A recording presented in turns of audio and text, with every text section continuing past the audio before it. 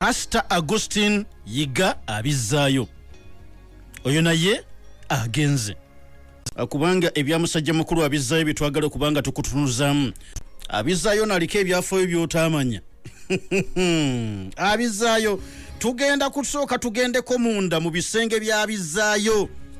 Sajja yali muzibu nnyo. Kyamazima yali muzibu nnyo Augustine Yiga naye mwennyini yabadde akyeyogerera. Era nga bagamba nti mu bavubuka obeerawo n'olowooza nti oli wakabi olowooza enseno gwo gisooseeko naye twali babi. Ng'akyali Masaka eyo gy'ava n'afuuka omudongo ng'akola ne bano ba Livingstone Kasozi. Gulabo yaliko omudongo. Endokola tebitambula bulungi n'akola essabo. N'atandika abizaayo alina ebyafaayo. N'akola essabo n'agamba kambasawule ennyabula ennyanya munampulira. Mu kusawula okwo ng'anyeenya ensaasi bw'ayita bajjajja. Abizaayo nja kubulira ebyabizaayo. Tubeere nga tugenda ogezako kubanga tutunuulira n'okwongera okumanya omusajja gwe bayita abizaayo aliko ebyafaayo binene. Tetusobola kubanga tukkiriza bino okubikulesa. Nedda toyina bimyesinga ate bimanye nga tannaba na kuziikibwa. Oyina bimanyirawo ng'obudde bukyali. Kasati yafudde COVID. Baatugambye nti nedda ebirwadde ebadde ebimuluma bibadde birala nnyo. Yiga Augustine abizaayo omusajja wa Kawala Christian Revival Center. Abasinga lwaki bamanya nnyo nga abizaayo kubanga ye yasooka okujja kuno n'enkola egamba akukoze ekibi naawe mukole kibi. Eyakusindikira eddogo gwe jangu omundoopere tugenda kukwata eddogo tuli kujjako tuli muddize naye atandika okubanga ayinaayina nga gwe obadde oyinaayina. Atandika okukaaba gwe nga bw'obadde okaaba. Atandika okugenda maaso n'okufaafaagana n'ekirwadde naawe nga bwe kikuzinyiza engera. Abizaayo atandika okugenda maaso n'okumanyika ennyuŋŋwano. Yali WBS TV yali alinako program nga kumpi etwali eddakiika 30. Eddakiika kumpi 30 gye yakolanga. Naye bwe yabanga agenda maaso n'okubanga asomesa yatuuka ku kintu ekyo ekyokulaba ng'abantu ab'enjawulo abaali bagezaako okubanga kwegamba bamuvumirira lwaki ogenda maaso n'okukozesa eddogo okuzaayo eddogo. Yesu agamba kusonyiwa. Bano bonna Augustine Yiga yabagamba mukimwogerako temukimanyi. Bible yennyini etugamba you reap what you sow. Kyewasiga ky'okungula. Kati bwe kibanga ne Bible ekimanyi nti kyewasiga ky'okungula n'olwekyo mukkirize ne bano kye baasiga tuba tulina okubanga tukibaddiza. Gwe ssebo oyinza otya okutega munno ettalo bw'ajja nandoopera ne mmanya nti ettalo ani yalireeta nti gundi tuba tugenda kuddiza ettalo lyo. Augustine Yiga bw'atu bwe yagenda maaso n'okubanga akikola bw'atu bwe yannyonnyola ensi n'agamba nti kyosiga ky'okungula Bible bw'egamba. Toyinza kubanga wasize ssere ate n'osuubira nti ogenda kubanga okungula butunda. Gw'oba wasize ssere naffe katukuteeremu omukisa ssere waamere nnyo era omwenyumiririzeemu. Augustine Yiga weetaaga okutegeera ebyafaayo bye kubanga abaasooka munnange tebakikugamba. Kaakati genda maaso n'okutambula naffe osobola okubanga omutegeerako. Pastor Augustine Yiga yalusuddemu akaba mu kiro ekikeeseza olunaku olwaleero. Lunaku jjukira nti Lwakubiri yafudde ku ssaawa z'abadde 4 ez'ekiro eky'olunaku olw'Emmande. Kitegeeza nti mu kiro ekikeeseza leero ku Lwokubiri Pastor Augustine Yiga bw'atu we yafiiridde. Musajja mukulu ono batugamba amaze akabanga ng'ali clinically dead. Omuntu okubeera clinically dead kitegeeza ki? Nti omuntu oyo okujjako okugamba nti owaaye musooke musootinga ebyeka tulabe abaana tebatemagana ABCD. Omuntu oyo kitegeeza nti embeera gy'abeeramu blood saturation mu mubiri gwe eba yo yamaze dde okubanga estopinga. Kye bayita blood saturation. Omusaaluza guba gukyatambula. Goloza omutima gugwa gukyamweyimirira. Aba clinically dead bamukuumira bukuumizaawo. Mumbuuza nnyo omusajja gwe bayitanga Ariel Sharon. Yaliko omukulembeze munda mu Isirayiri. Yamala ebbanga lyawulirako ddala nga clinically dead. Nga tebamulangirira nti yafudde. Kati oyo taba mufu ate taba mulamu. Aba clinically dead. Tumukuumira ku byuma. Abako oxygen tavaako. Era nga n'ekyuma kipampinga nakyo nga tekiwummula. Clinically dead. We batugambira ku musajja mukulu n'abizaayo.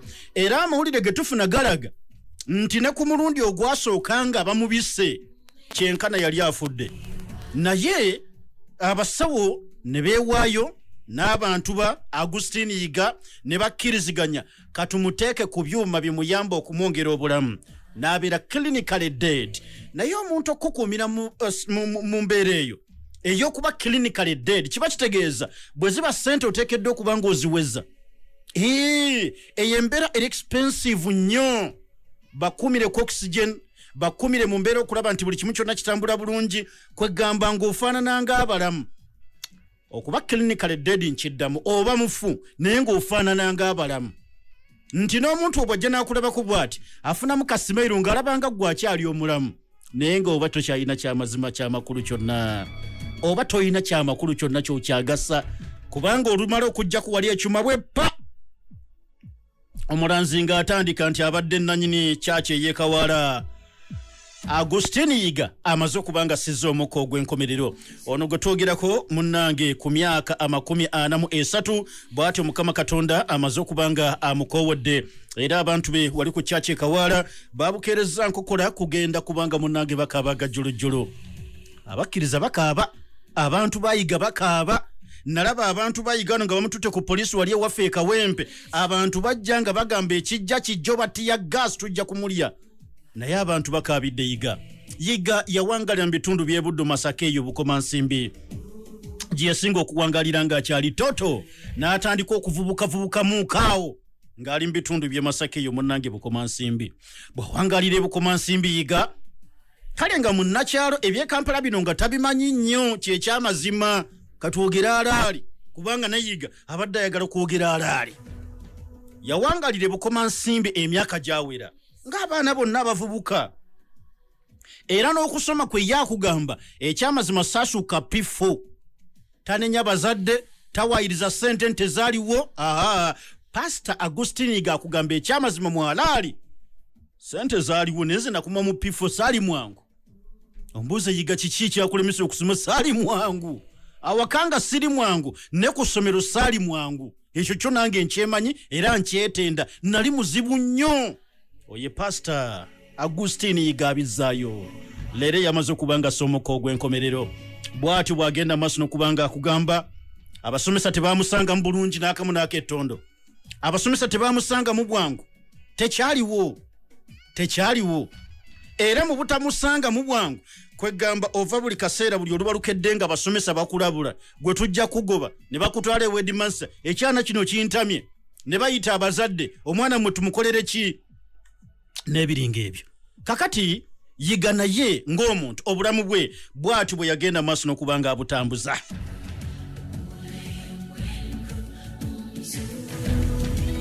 Bw'atyo bwe yagenda maaso n'okubanga mukwano gwange abutambuza.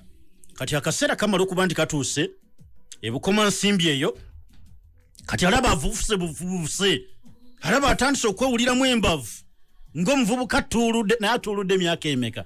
Gyali myaka nga 16 around there. Yali awezezza 18. Yali awezezza emyaka 18. Kakati mu kiseera ekyo awezezza emyaka gyali nga 18, tutuuka mu mwaka 1995. Byali biseera wano kadongo kamu mu Uganda nga yakuba. Kadongo kamu nga yakuba. Abatugoberera ku Facebook live bannange mukola chattendo nnyo, Kaz Production kawempe ku ntikko batufuna bulungi. Kati kadongo kamu akuba waliwo basudde basebata bakafeero ba Livingstone Kasozi abizzaayo mu biseera nga tanafuuka abizzaayo abidizizaayo waneeno mu kanisa. Naye munnange mbadde nkolaga mu 95 talumbye ewaka alaba takyajyawo n'agamba kati ekyokukola kyennina okukola ekyangu nga yeegatta ku basajja ba Livingstone Kasozi eyali akulemberamu Lukwata Gita Singers. Abasajja balina zi Kabuladda Gita Singers, Matendo, okitegedde Matendo Gita Singers, oyo si yesebata. Kati Lukwata yali yani yali ya Livingstone Kasozi. Munjukize yakafero bagiyitanga batya njerabidde. Kati ono yajja mu Lukwata Gita Singers, Agustine Yiga oba omuzanyirako. Agustine Yiga ne yeegatta mu Lukwata Gita Singers. Bw'amala obbeegattamu ebiseera ebyo, yenga ye yali tanaba kufuna mbavu za kweyiza nnyimba. Era yenga bw'oyogera naye Agustine Yiga akugamba nti mu kibiina kino ekyalukwata nze emirimu gye nnali nsobola okukola kwabanga kwoza ngoye z'abadongo ng'ayozeeza ez'aba Livingstone Kasozi n'abayimbi abalala yayoza amasowaani nga bamaze okulya baba naafuna aw'okwebaka yalwana ennyo okulaba nti emirimu egyo gye yakolanga akagatto ka Livingstone Kasozi kanyirira bw'anaagenda ku siteegi abantu tebaazalawe gyali mirimu gy'omusajja Agustine Yiga omugenzi kati olwaleero yalinga akwatira omusajja ensawo golaba oyo abasajja bavudde wala bapambanye ne duniya goba otomulabira mu kyaki n'omulaba n'ogamba nti kale omungu bo yabawa ABCD bwe nkubuulira byayiseemu njagala nkutwale avadde mundo ng'ataakola essabo sente aziridde naye n'omuntu aliyeza essabo vako ono covid yatuleetedde ebizibu mwe nategeeredde omusajja omu abadde n'essabo naye kati alitunda n'ebiririmu byonna gwe obiguliramu ayagala obukadde 7 essabo akugulizaamu jjajjaawe eddongo covid kyataatukole oli essabo alitunda yalitadde dda katale n'ebirimu byonna bajjajjawe bonna obagule otwale yagenda agula ebbajaji avuga ebooda kaakati ye musajja amanyiddwa nga Agustine abizzaayo n'akola emirimu ng'egyo wabula agamba akasente yafuna katono nnyo ebyo ebiseera mu 95 kumbe Livingstone Kasozi obulwadde butandise okumubala embiriizi ebyaddala era akugamba nti akaseera kaatuuka olw'okuba mukama waabwe yali ku kitanda kati bano abaali basigaddewo mu kibiina nga tebakyasobola kugamba nti bakola bivulu ensi nejja gwate kivulu nabakinga Livingstone taliimu abantu ne basasula ssente ne babeerawo nga beeyiya bweyiya Agustine abizzaayo agenda okulaba nga obusente tebukyajja bulungi era bw'alaba nga tebukyajja bulungi mu 97 awo ebintu nga byongedde okubanga bitabukira mu lukwata Gita Singers munnange kye baakola mu 97 Kasozi olw'okuba nti bambi obulwadde bwali bwongedde okubanga bamuli bize nnyo ono musajja mukulu Agustine Yiga n'agezaako kuba ku ndongodooga awo naye nga tebijja kasente takalaba bulamu agamba tebwali bwangu nnyo mu kiseera ekyo era agenda okumaliza n'alyoka abadduka bano abalukwata Gita Singers ne mukama waabwe nti nga mukama Katonda olwageze Livingstone Kasozi mu 97 n'abeera nti afa kati Agustine Yiga n'agamba nave waffe bukoma nsimbi nemmanga akimanyi siri mwangu ate navaayo nsiibudde kati nzije wano e Kampala ntandika okukuba emisota kubanga mukama waffe afudde Livingstone Kasozi munnange Agustine Yiga ng'atandika essabo ng'akola essabo sebo ng'atandika kukola ssabo ng'atandika kusawula era yalina omuzigo gwe n'atandika okugula obusuwasuwa n'agula amafumufumu n'agula embugobugo n'agula emmwanyi awo n'aleeta nnyingi n'atandika okugula obulibaliba era akugamba nasooka kugula eddiba ery'emmondo nendireeta nenditeeka mu ssabo lyange okukangatiisa abajja abalwadde baleeta ebizibu bye bajja banzungira kuba saatuukira mu mbuga ate olwo atunzeewo embuga n'atandika ssebo okubanga era Yiga akugamba nali mugezigezi nga mmange bwe yali akimanyi bwe ntandika essabo eryo ne ntandika obbakuba bubi nnyo nafuna omusajja eyampa akalagala n'aŋŋamba kano katunda bw'oba ne bizinesi yo badduka kakozese kagenda kuleeta abaguzi kati nange bwe ntandika ekintu kyange kino nenfuna eyampa akadagala katandika okusendasenda abaguzi ab'ebizibu abaagala enzaalo abakooye omuddibo kitegedde bulungi Agustine Yiga ssebo takutteeyo essabo teritandise okukola ssente era Agustine Yiga bw'ati akugamba nafunanga abantu ab'engeri zonna Agustine Yiga akugamba akaseera kaatuuka ngenda okulaba abantu abapaakinga emmotoka bonna nga bajja abapaakinga emmotoka abakazi abanyirira ab'ebbeeyi ab'amaanyi era Yiga akugamba akaseera kaatuuka ngenda okulaba abantu bano kati abazze bakyala banyirira wano nze mbategeerera bwe ŋŋamba nti jjajja ddungu antumyeyo sooka oyingireko mu kisenge Yiga akugamba mwana wattu kyasobokanga tewaabanga mukazi agaana kuba baabanga bamanyi tuzze kutusawula kututereeza kuwona bizibu kati bwe kibanga jjajja ddungu nange ennaku eri mu dduniya yiga nafuna sente akugamba nafuna sente empya n'enkadde naye abaasinga ozimpa baali bakazi bampa sente nakola sente ekyakkiriza yakola sente Agustini Yiga essabo ne litambula okumala ebbanga n'akola sente empya n'enkadde era akugamba nti abantu bangi abajjanga mu luumu yange bwe baatandika otunuuliranga naddala ebintu bye nateekangamu nga wali balaba eddiba ly'emmondo waliwo obuwangwa bw'embwa wali nataddewo amalibaliba baatyanga nnyo ne bamanya wano we tuzze era akugamba nange neezingiriranga olubugo era bwe bajjanga sayagalanga nnyo batunuulira mu maaso nga mbagamba nti jjajja tayagala nnyo kitangaala bazikoro n'abafumba ng'akyusa amaloboozi gaali ga mirundi 3 era bonna ne bazigwamu sente n'azibajjamu n'azikola empya n'enkadde wabula akugamba newankubadde sente zo nali nzifuna guno omulimu gwe nali nnyingiridde nawulira nga gunswaza kubanga abaali bammanyi ng'olwo balowooza ki ne be nali nzigyamu sente naye nga nkimanyi nti mbafera baali bandowooleza ki nga bandabye nga ntambula mu kkubo oba bwe baddanga baabanga bandowooleza ki Agustiniga bw'atu yabyogera era oluvannyuma agamba kye nakola nga ndaba neetaaga omulimu guno nagwo gukyusa nafuna bakyali nga abanneegattako ne bandiiramu nga ndaba sente maze okuzijjuza nemmanya zigenda kunkoleranga capital nenyingirira bizinesi ey'obufere Agustini Yiga essabo asooka n'aliwummuzaako kati ayingirira bizinesi ey'okufera kufera kutya yakwata akavangata ke yali amaze okukola mu ssabo n'atandika bizinesi ey'ebicupuli ebicupuli obimanyi ng'akugabira ebya $, akugabira ebya siringisi buno $200 $1 Yiga obwo busente just kuzanya n'akwagala obukola baatwalanga ebicupuli ebyo ku maduuka babitwalanga mu bifo eby'enjawulo wonna wano Yiga akugamba twakola sente wabula akugamba nti lumu baatugwamu era nze gwolaba Yiga waabwe Agustini ne bankwata abasajja abaamukwata mu kiseera ekyo baamaliriza nga bamututte eruzira prison ekitongole ekya Kalangala Action Plan woba okijjukira atugamba ekyo nakyo kyamukwatako ne kimutwala mu mbu ya barracks naye agamba abasajja bali bakuba abasajja baamukuba embuya weno kiboko n'awulira akabina konna nga kababiridde kufera bufezi bantu era wabeera eyo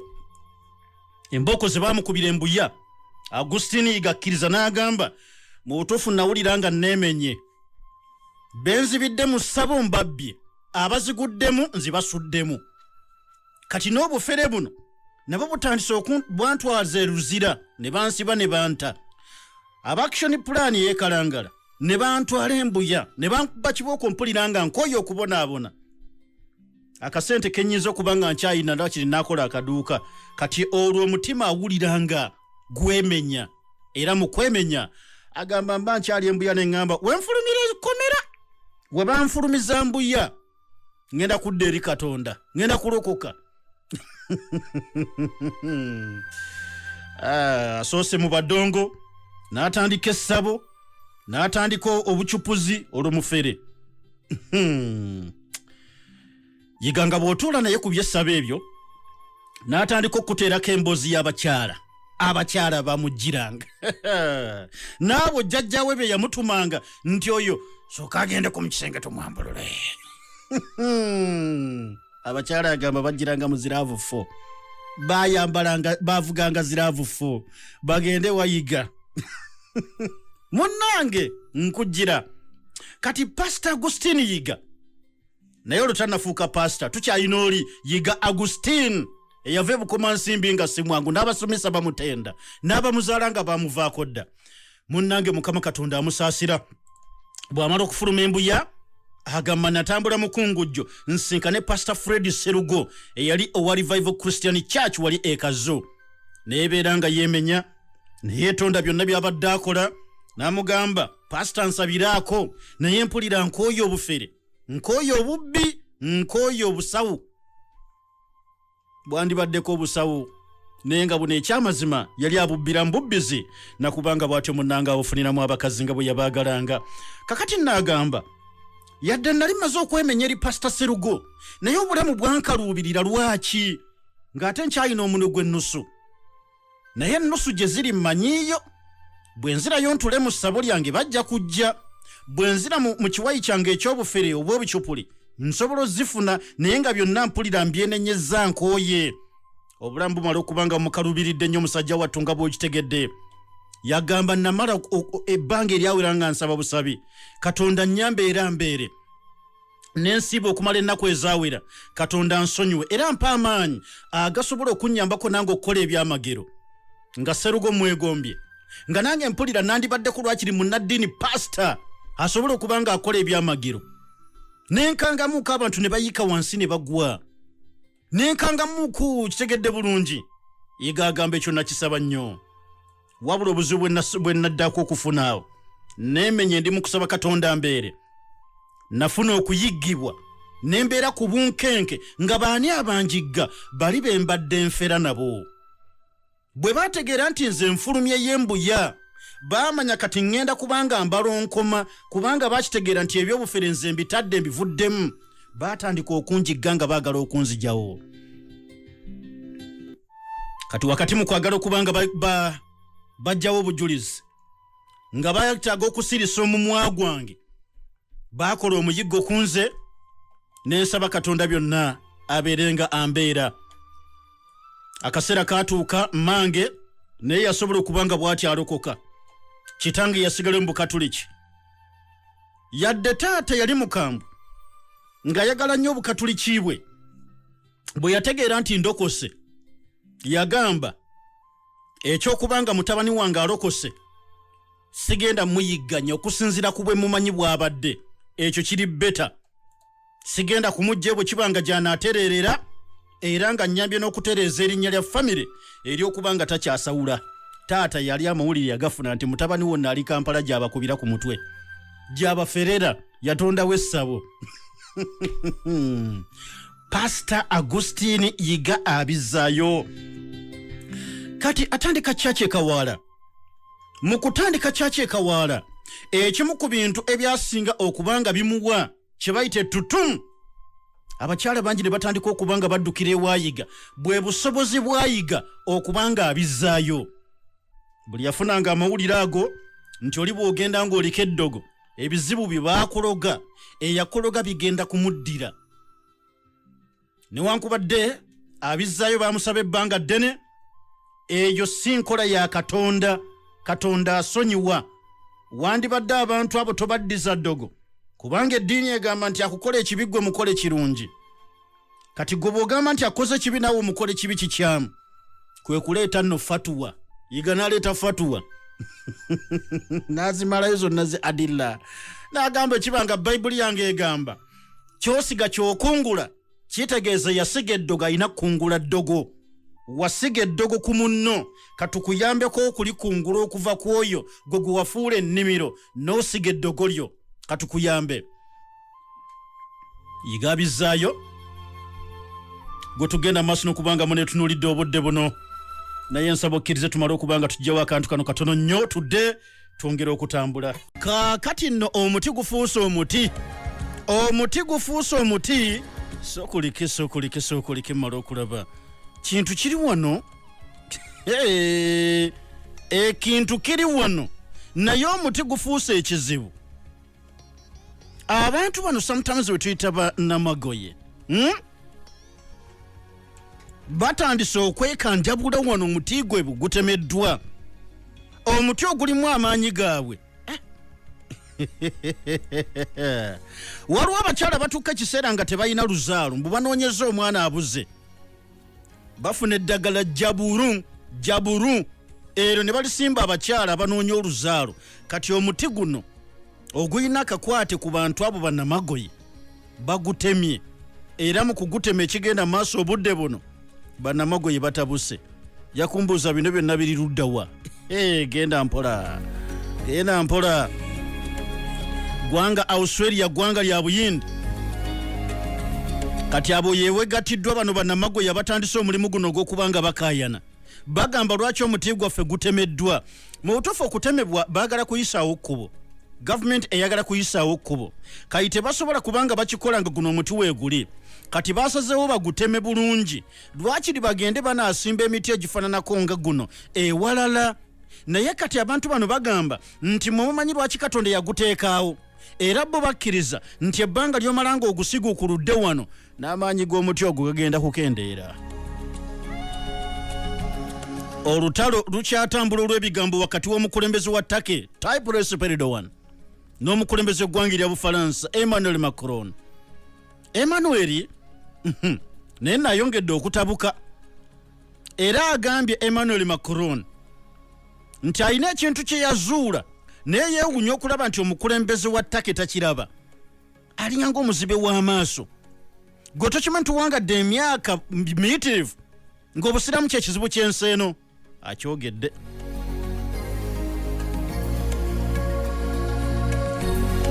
Ono okwanukula bw'ati kyagoberedde Erdogan akulembera Turkey okusooka okuvaayo, n'asaba amawanga gonna mu duniya muno mutuyambe mutandike okuzira ebintu byonna ebiva mu ggwanga lya Bufalansa. Abafalansa bano bakyegumbulidde omuze ogw'okusoomooza n'okutyoboola ekitiibwa ky'omubaka Muhammad sallallahu alayhi wasallam. Ebyengera n'emirembe bibere ku ye. Bamukubyemu zikatuuni ez'enjawulo. Kati ono agamba nti nze obusiraamu mbulaba as a religion in crisis worldwide. Macron yabyogera ebigambo bino. N'agamba tulina okufuna measures to combat radicalization among France's 6 million strong Muslim population. Obusiraamu butufuukidde ekizibu eri edduniya yonna. Y'ensonga lwaki tusaanidde okusala amagezi butya bwe tugenda okufuna ekyo ekinaabukakkanya, na butya bwe tugenda okuteeminga bano obukadde 6 obw'abasiraamu abali mu nsi ya Bufalansa. Kati ekigambo kino kyayogedde ne kabaka wa Saudi n'ekimukubye wala nnyo. Ekigambo kino kyayatudde n'aga nti ye obusiraamu kye kizibu ky'ensi eno.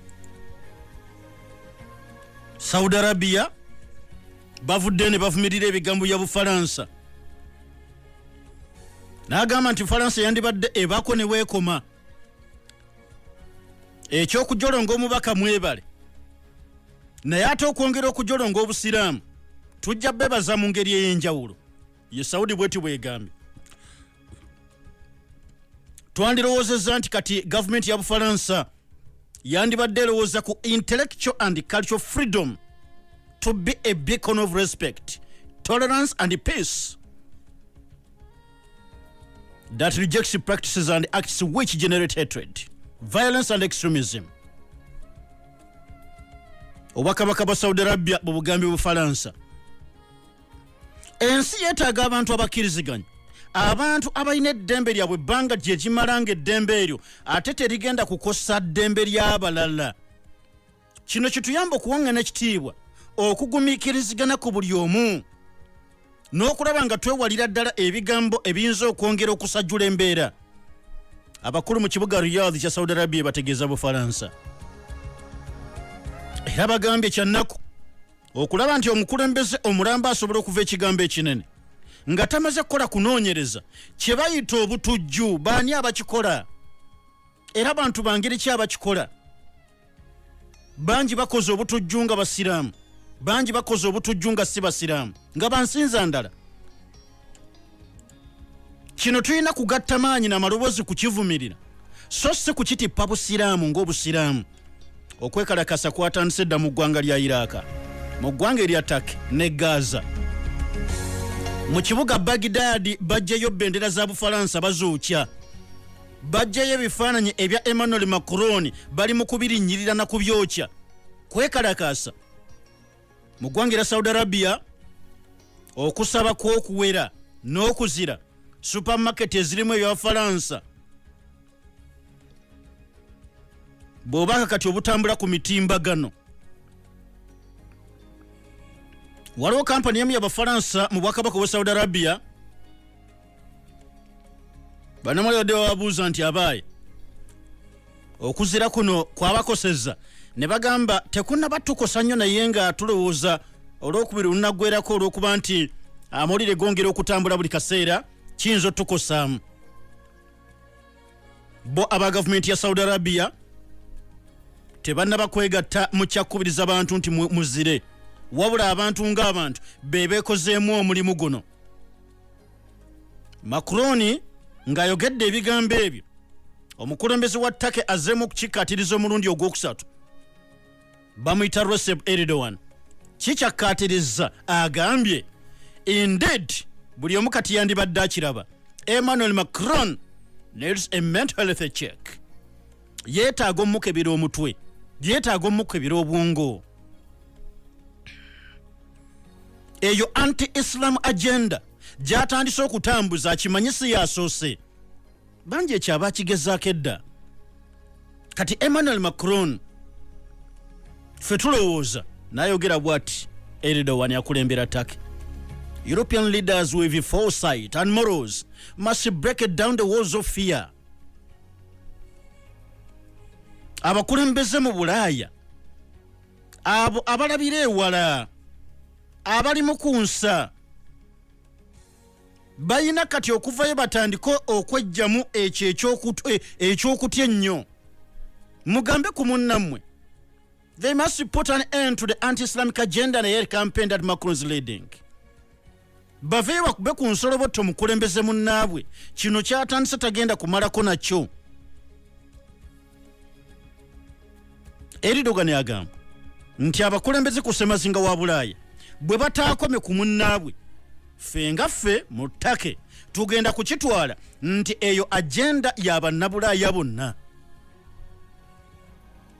Bwe kibanga mutukakasa nti si y'abannabulaaya bonna, mukome ku mukulembeze munnammwe, kubanga gye kigenda okuggweera mwenna kiyinza okubanga kibatwaliramu. Mbeera nno bwetyo bwe kyafaanana.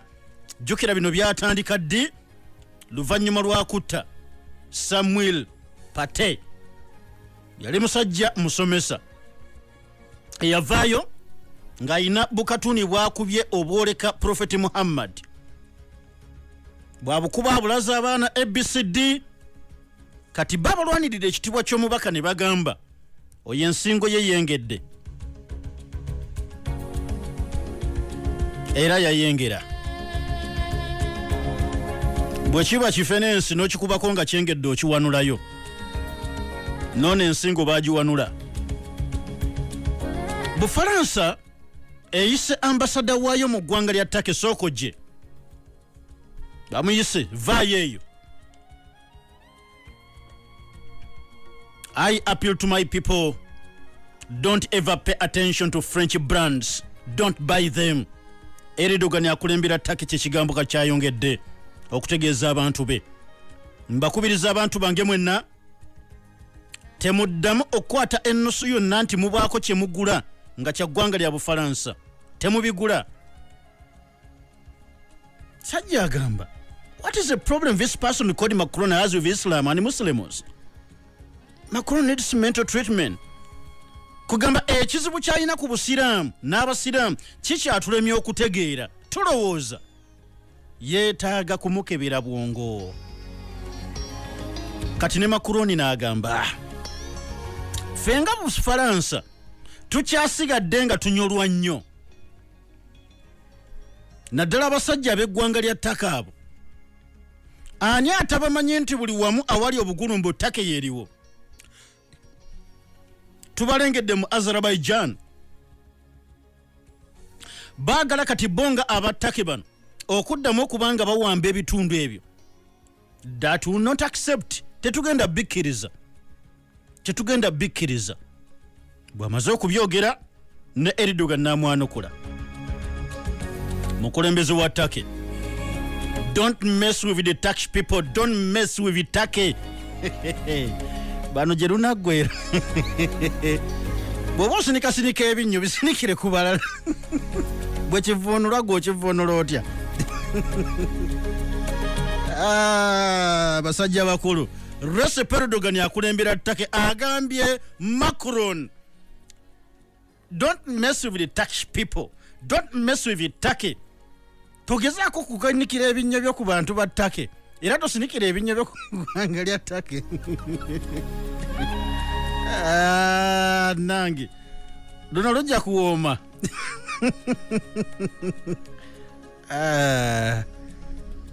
luwooma motovu oli otya gwoba gwe byo bivunula otya undaga nti don't mess with the Turkish people gwe bivunula otya era nyinza okivunula nga gwe bw'okyogedde anti kyogere bakutende waba asinika ebinnyo bye abisinikira ku bannansi ba ttake abikomye ku bannansi ba Bufalansa sebo gwe bagamba nti mirundi nga wabyogera naye woyina byogera munnange ensonga zeezo Erdogan agambye ono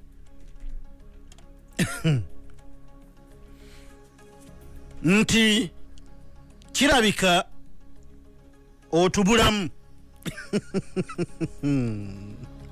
soka nziya obuntu buno katono nnyo ndyoke nkuze mu basajja bakulu bano kubanga nange olumbi nsobera mukama katonda abankuumire